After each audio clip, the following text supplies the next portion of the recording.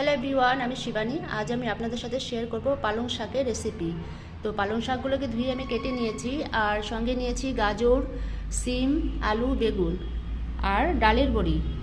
সবার প্রথমে আমি কড়াইতে তেল দিয়ে তেলটা গরম করে নিয়েছি, আর এর মধ্যে আমি বড়িগুলো একটু ভেজে নেব।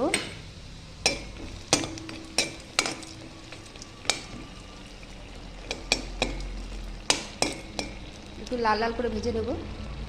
এরপর বড়ি ভাজা তেলের মধ্যে আমি দিয়ে দিচ্ছি ফোড়ন, শুকনো লঙ্কা, কালো জিরে আর রাঁধুনি।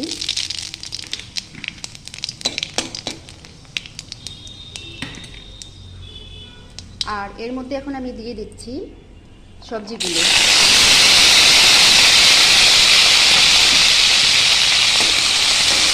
আমি বেগুনটা এখন দিইনি, বেগুনটা একটু পরে দেবো, কারণ বেগুন খুব সহজে মজে যায়। এরপর পরিমাণ মতো নুন আর হলুদ দিয়ে আমি 5 থেকে 7 মিনিট ঢাকা দিয়ে দেবো।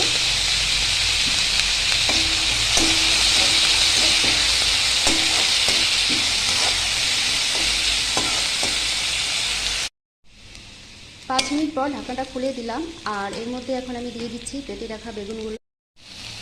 সব সবজিগুলো খুব সুন্দর করে মজে গেছে, আর এর মধ্যে এখন আমি দিয়ে দিচ্ছি পালং শাকগুলো।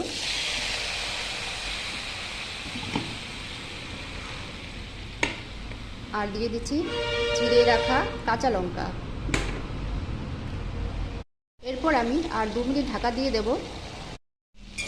পালং শাকগুলো সবজির সাথে খুব সুন্দর করে মজে গেছে, আর এখন আমি দিয়ে দিচ্ছি ভেজে রাখা ডালের বড়িগুলো, আর দিয়ে দিচ্ছি স্বাদ মতন চিনি। রেসিপিটা প্রায় আমার তৈরি হয়ে গেছে। আর বন্ধুরা, যদি রেসিপিটা আপনাদের ভালো লেগে থাকে তাহলে অবশ্যই লাইক আর কমেন্ট করতে ভুলবেন না। নমস্কার।